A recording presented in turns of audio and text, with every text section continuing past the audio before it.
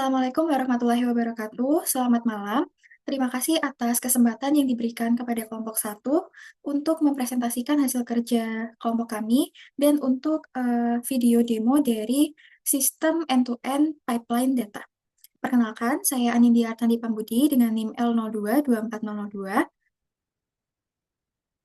Saya Liz Natasha Padianesi dengan NIM L022-3026. Ya, baik.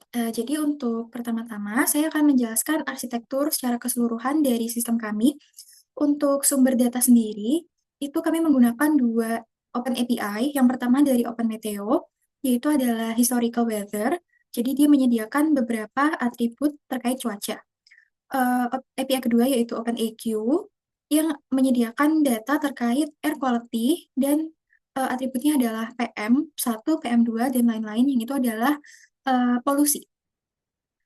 Kedua sumber data ini kemudian di-ingest dengan orkestrasi Apache Airflow dengan DAG ENV Data Pipeline dan schedule setiap jam 7 malam UTC atau jam 2 pagi. Untuk Python operator run ENV pipeline yaitu untuk merun semua step dari ETL, extract transform load, yang semuanya diorkestrasi oleh Apache Airflow. Jadi semuanya otomatis. Kemudian setelah di-load, kami menggunakan data storage yaitu PostgreSQL dengan arsitektur Medallion, yaitu skemanya dibagi menjadi 3 layer, yaitu bronze layer, silver layer, dan gold layer, yang setiap layer memiliki fungsi yang berbeda. Untuk bronze layer, dia menyimpan data yang raw atau data mentah dari API yang kita ambil. Kemudian di silver, ini sudah dilakukan cleaning, transformasi, dan deduplikasi, sehingga untuk di silver ini datanya sudah tidak duplikat dan sudah bersih. Terakhir adalah layer gold. Layer gold ini digunakan untuk tujuan selanjutnya, itu kan kami melakukan visualisasi, sehingga kami membutuhkan view-view yang bisa diakses secara optimal untuk query dari setiap chart. Yang terakhir, untuk data serving, kami menggunakan dashboard berbasis Streamlit yang menyajikan dashboard dari data weather dan air quality dan ML Insights. Jadi kami mengintegrasikan machine learning sederhana yang tujuannya untuk prediksi dan anomali detection dari air quality. Baik, selanjutnya saya akan mendemonstrasikan dari DAG Airflow. Untuk DAG-nya adalah ENV Data Pipeline. ENV Data Pipeline ini di schedule jam 7 UTC atau jam 2 pagi.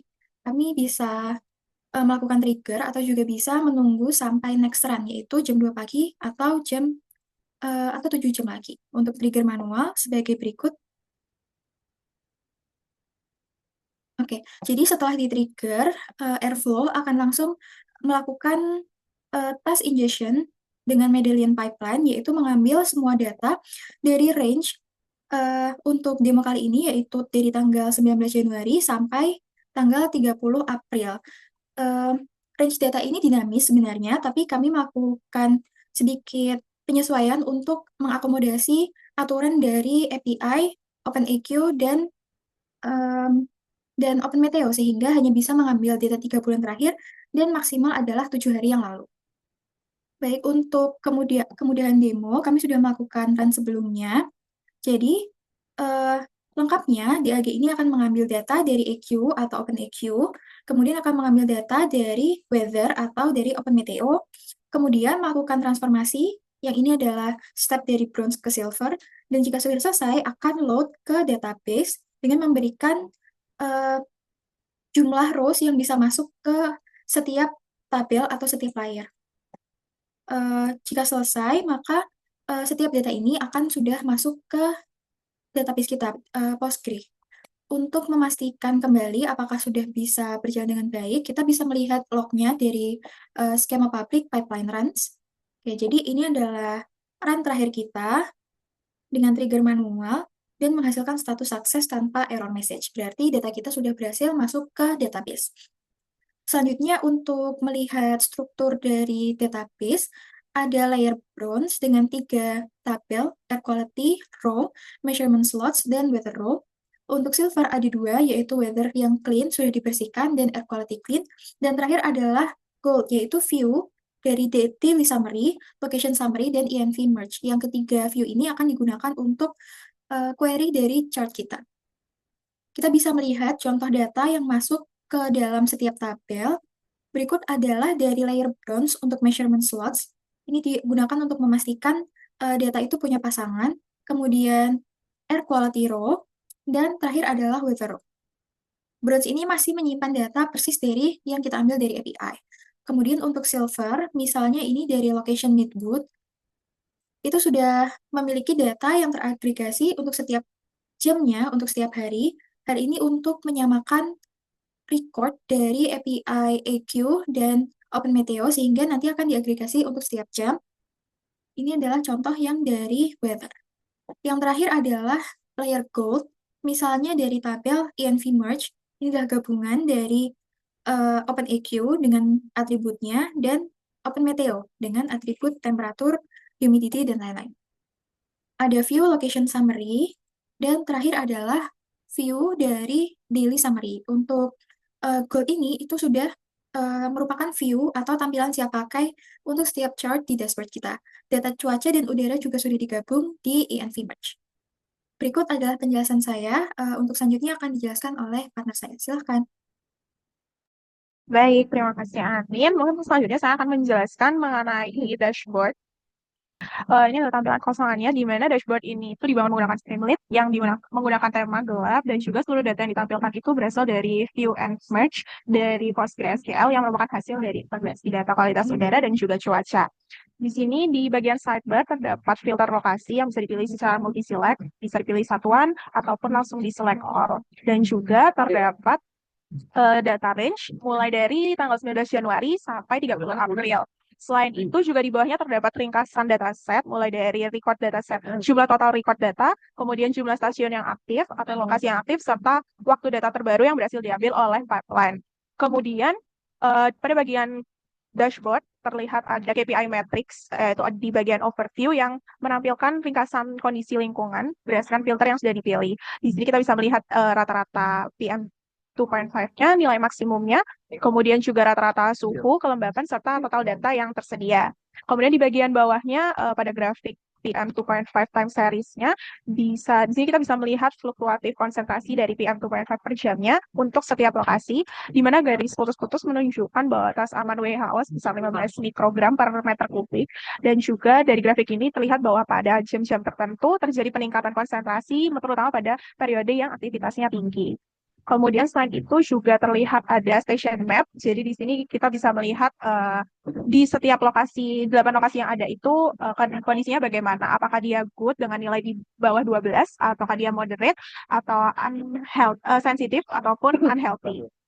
Kemudian di bagian bawahnya terdapat average untuk PM 2.5-nya di setiap station atau di setiap lokasi. Di bawahnya lagi terdapat PM 2.5 berdasarkan jam dan juga berdasarkan lokasi. Setelah itu terdapat temperature versus PM 2.5 concentration-nya.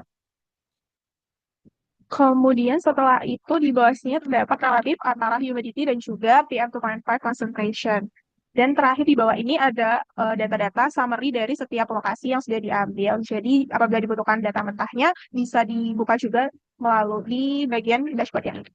Setelah itu, yang selanjutnya data dashboard Streamlit-nya, yaitu di tab yang ML Insight.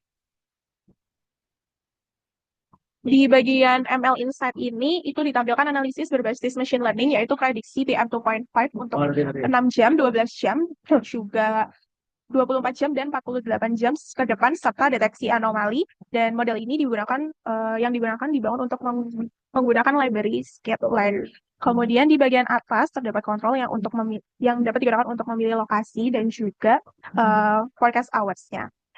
Pada bagian model performance sendiri, itu akan menunjukkan metrik evaluasi model mulai dari MAE dan juga R-square dari Ridge Regression, dan nilai ini tuh menunjukkan bahwa modelnya itu apakah memiliki performa yang cukup baik dalam memprediksi tren PM 2.5. Selain itu juga ditampilkan jumlah data training serta jumlah anomali yang terdeteksi. Kemudian di bagian bawahnya yaitu ada PM 2.5 forecast. Di sini misal untuk lokasinya kita memilih P461BEQ dan juga untuk forecastnya menggunakan next 12 hours, maka dia akan menampilkan untuk 12 jam ke depannya itu akan seperti apa. akan menampilkan selain 12 jam ke depannya, dia juga akan menampilkan data historisnya. Dan untuk garis putus-putus sendiri itu menunjukkan hasil prediksi, sementara untuk area bayangan itu menunjukkan interval kepercayaannya sebesar 95%, dan garis vertikal yang now ini itu memisahkan antara data aktual dan juga hasil prediksinya.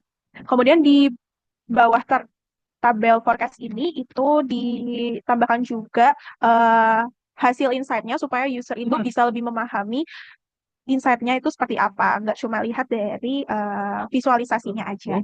Kemudian di bagian paling bawahnya lagi itu ada anomaly detection, di mana di sini itu kita menggunakan model isolation forest untuk mendeteksi nilai-nilai yang menyimpang dari pola normal, dan titik-titik yang berwarna merah itu menunjukkan anomali yang bisa menjadi indikasi adanya lonjakan polusi ataupun gangguan sensor. Dan jika terdapat anomali, daftar detailnya pun bisa dilihat pada tabel di bawah grafik. Ini untuk contohnya. Kemudian selanjutnya membahas mengenai deployment di VPS. Jadi untuk seluruh sistem yang kami buat ini sudah terdeploy pada VPS sehingga tidak bergantung pada lingkungan lokal. Pipeline data ini itu dijalankan menggunakan Apache Airflow, kemudian juga database-nya sudah menggunakan PostgreSQL dan dashboard-nya menggunakan Streamlit, yang semua service ini itu dijalankan menggunakan Docker Compose dalam satu service. Di mana untuk awalannya ini kami menggunakannya itu. Nah, di sini itu kami Nah, di sini itu kami memanggilnya langsung menggunakan root-nya. Jadi di lokal ini kami memanggil dengan SSH root sesuai IP yang didapatkan melalui DigitalOcean untuk VPS yang kami gunakan. Kemudian setelah itu kami panggil menggunakan Docker Compose build. Setelah itu untuk mengecek apakah data-data sudah terkait dengan baik, itu kami menggunakan Docker PS. Di sini setelah dipanggil menggunakan Docker PS sudah terlihat bahwa Streamlit, Airflow, dan Postgres bisa digunakan secara baik. Dan dengan deployment ini, sistem dapat berjalan secara mandiri, terintegrasi, dan juga dapat diakses melalui browser tanpa perlu menjalankan ulang kode secara manual di lokal. Sekian untuk presentasi dari kami. Apabila ada salah kata, mohon dimaafkan. Selamat malam.